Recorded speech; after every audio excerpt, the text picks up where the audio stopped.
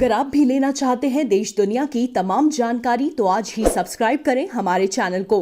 साथ ही नीचे दिए बेल आइकन को जरूर दबाएं ताकि हर अपडेट आप तक पहुंच सके।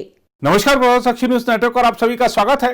रक्षा मंत्री राजनाथ सिंह ने सोमवार को कहा कि पूर्वी लद्दाख में वास्तविक नियंत्रण रेखा पर भारतीय सशस्त्र बलों ने चीनी सेना का पूरी बहादुरी के साथ सामना किया और उन्हें वापस जाने को मजबूर किया। उद्योग चैंबर फिक्की की वार्षिक आम बैठक को संबोधित करते हुए राजनाथ सिंह ने कहा कि हिमालय की हमारी सीमाओं पर बिना किसी उकसावे के आक्रामकता दिखाती है कि दुनिया कैसे बदल रही है, मौजूदा समझौतों को कैसे चुनौती दी जा रही है। रक्षा मंत्री ने कहा कि हमारे बल ने इस साल जो हासिल किया उस पर देश की आने वाली पीढ़ियों को गर्व होगा।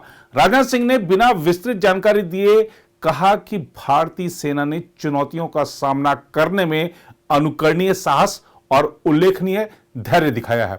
राजनाथ सिंह ने कहा कि हिमालय की हमारी सीमाओं पर बिना किसी उकसावे के आक्रामकता दिखाती है कि दुनिया कैसे बदल रही है, मौजूदा समझौतों को कैसे चुनौती दी जा रही है।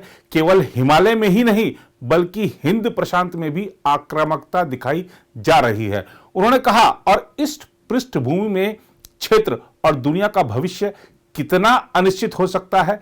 जैसा कि आपको पता है कि लद्दाख में एलएसी पर सशस्त्र बलों की भारी तैनाती है। दूसरी ओर चीन के साथ सीमा पर जारी तनाव के बीच कोलकाता में chief of defence staff general Bipin Rawat ने कहा कि कोरोना महामारी के बीच वास्तविक नियंत्रण रेखा पर चीन ने यथास्थिति बदलने की कोशिश की है, लेकिन हमारे जवान सीमा की सुरक्षा के लिए कोई कसर नहीं छोड़ेंगे। सीडीएस रावत ने कहा कि चीन ने उत्तरी सीमा के साथ एलएसी पर यथास्थिति बदलने का प्रयास किया है। इसके मद्देनजर हमें जमीन, समुद्र और हवा में अधिक तैयारियों की जरूरत है। उन्होंने कहा, मुझे पूरा विश्वास है कि भारतीय सशस्त्र बल हमारी सीमाओं की सुरक्षा के लिए कोई कसर नहीं छोड़ेंगे, फिर वो चाहे जमीन, हवा और समुद्र ही क्यों ना हो। सीडीएस ने कहा, हम लद्दाख में एक गतिरोध की स्थिति में हैं और इसके आधार पर कुछ विकास गतिविधियां हैं जो तिब्बत स्वायत्त क्षेत्र में चल रही हैं। हर देश अपनी सुरक्षा के लिए अपने हित के आधार पर तैयारी करना जारी रखेगा।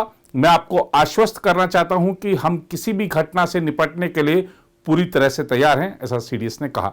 जनरल बिपिन रावत से जब पाकिस्तान द्वारा लगातार किए जाने वाले सीज फायर को लेकर सवाल किया गया तो उन्होंने कहा, दूसरे पक्ष को अधिक चिंतित होना चाहिए। हम पूरी तरह से तैयार हैं और किसी भी विपरीत परिस्थिति का सामना कर सकते हैं। उन्होंने कहा कि अब समय आ गया है कि हम अपने सिस्टम में युद्ध की तकनीक का भविष्य देखें। हमारे पास उत्तरी सीमाओं पर किसी भी खतरे या चुनौतियों का सामना करने के लिए पर्याप्त बल हैं। युद्ध तकनीक से सीडीएस का इशारा आधुनिक हथियारों की तरफ था। अब जरा बात करते हैं किसानों के आंदोलन की। केंद्रीय कृषि मंत्री नरेंद्र सिंह तोमर ने सोमवार को कहा कि किसानों के साथ वार्ता की अगली तारीख तय करने के लिए सरकार उनसे संपर्क में है।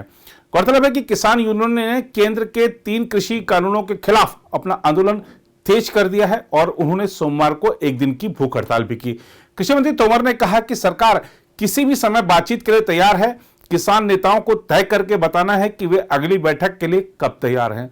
प्रदर्शनकारी किसानों की 40 यूनियनों के प्रतिनिधियों के साथ सरकार की बातचीत की अगुवाई कृषि मंत्री तोमर कर रहे हैं। इसमें उनके साथ केंद्रीय वाणिज्य और उद्योग तथा खाद्य मंत्री पीयूष गोयल तथा वाणिज्य और उद्योग राज्य मंत्री सोम प्रकाश शामिल हैं।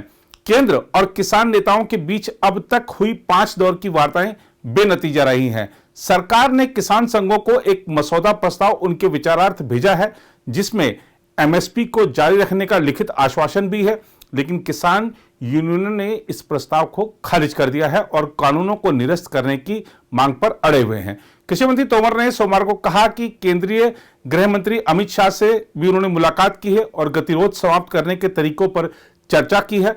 बाद में उन्होंने ऑल इंडिया किसान समन्वय समिति के नेतृत्व वाले किसानों के प्रतिनिधि मंडल से मुलाकात की, जिसने किसान कानूनों को समर्थन दिया है। पिछले 2 सप्ताह में देखें तो इस कानून को समर्थन देने वाला यह चौथा समूह है।